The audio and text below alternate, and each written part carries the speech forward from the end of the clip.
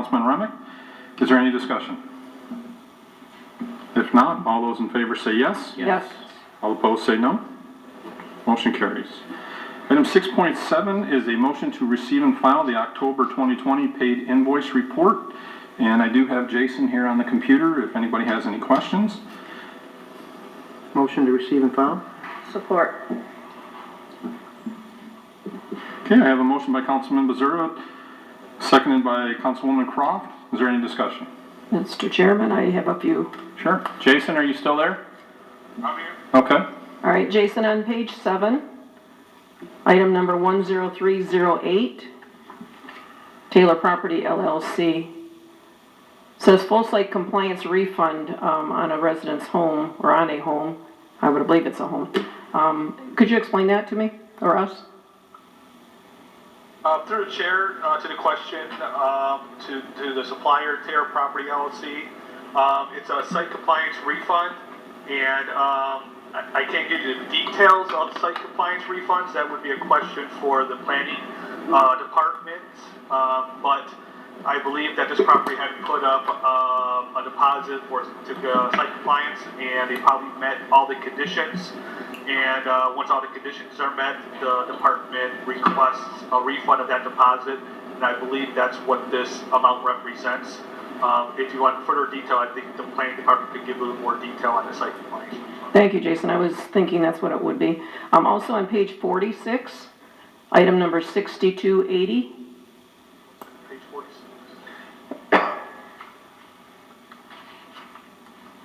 Okay, what was that number again? 6280. Okay. Wells Fargo, it's in regards to copy lease. What, I don't understand what the Wells Fargo is with the copy lease. Is that something that that's where it goes through, or? If I may, yes, through the chair, to question to the Wells Fargo. Wells Fargo is the holder of the lease, so that's why, and obviously they're a bank, and those are the capital lease payments for the copiers. So that's why you see Wells Fargo under the one that holds those capital leases. Okay, thank you, Jason. That's all I have. Okay. Is there any other discussion? If not, all those in favor say yes. Yes. All opposed say no. Motion carries. Item 6.8 is a motion to receive and file the 2020 budget performance report. Motion to receive and file? Support. Okay, I have a motion by Councilwoman Cross, supported by Councilman Bezura. Is there any discussion? If not, all those in favor say yes. Yes. All opposed say no. Motion carries. Item 6.9 is a motion to approve a resolution authorizing issuance of a Michigan Transportation Fund bonds, Series 2021, limited tax general obligation. Motion. Support. I thought there was more to it. That's all right. I have a motion by Councilwoman Cross, supported by Councilman Johnson. Is there any discussion? Yes, Mr. Chair, could someone explain this to our residents? Sure. Mr. Chairman, in a minute I'll invite Mike Gormley up and he can talk about the bonds themselves, but this is the beginning process of applying for bonds to reconstruct the remaining section of Goddard Road and all of Part E from Beverly to Superior. So I sent an email last week that would have also included construction engineering estimates from Hennessy Engineering, as well as the engineering analysis that took place about 1.5 years ago on these two sections of road.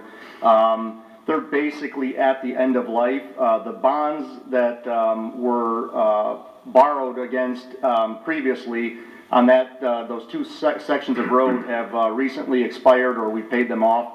So we began the analysis to determine what can we afford, how quickly we can get it done, and then how long we should apply for the bonds. So Mike can talk a little bit about the bonds, but this is for the reconstruction of Goddard and Part E roads. Mr. Chairman, Councilman Bezura. as far as the projects themselves, one of the things that caught my attention in the information that was presented was the idea of debt servicing not being greater than 50% of the Act 51 revenue, and the monies that we've allocated the last couple of years for what I'll call small or local road projects.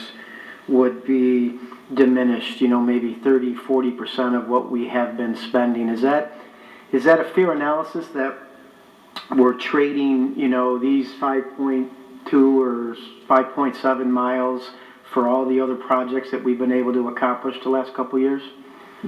Mr. Chairman, I think it's real in the sense that it's going to potentially impact what we can get done and how quickly we can get to them. But based on Act 51 funding, we are obligated to fulfill major road obligations first. They are our priority. And these two roads, Goddard and Pardee, are probably the two most traveled roads by residents, with the exception of maybe Beach Daily. Typically, Taylor residents that try not to use Telegraph, for example, as little as they can, but they might use Pardee or Beach Daily. So, through our prioritizing, we feel that it's important to reconstruct these roads as quickly as possible, but I think it's absolutely real that it could impact future road improvements. Mr. Chairman, hopefully not to the point to where we're not able to do so, but I think it's fair to say that it will likely change how we do it. The report from Hennessy targeted Goddard and Pardee. Was this type of a report done on every road, or did we just know that those were the roads that were in the worst shape and therefore we wanted to see what sort of lifespan those had? Or do we have this for every roadway in the city? Mr. Chairman, we do not. So Goddard and Pardee is, 15 years ago or so, the city of Taylor participated in I guess what I will call an experimental process. They did like a recycling of the materials. So it was like a reclaimed asphalt where they milled it, heated it up, and kind of relaid it, but they did no base repairs. And I know Alan Cruz is here from Hennessy. He can probably speak to that. But because we started having problems almost immediately after that, I believe the company went out of business. I think, Councilman Johnson, you were probably with the city at the time. The company that was hired, I think they went out of business. So there was no warranty, there was no ability to go after them or pursue for any kind of litigation. This section of roads within the city has always been on our target, on our radar, because the anticipated failure.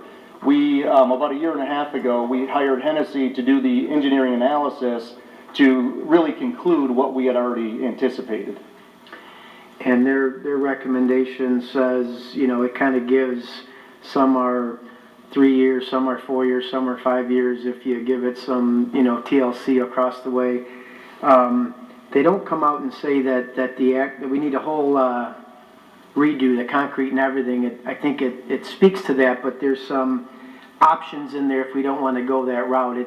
It's been decided by our team that even though it could last a little bit longer, now's the time to do a complete redo and not just focus on that top level.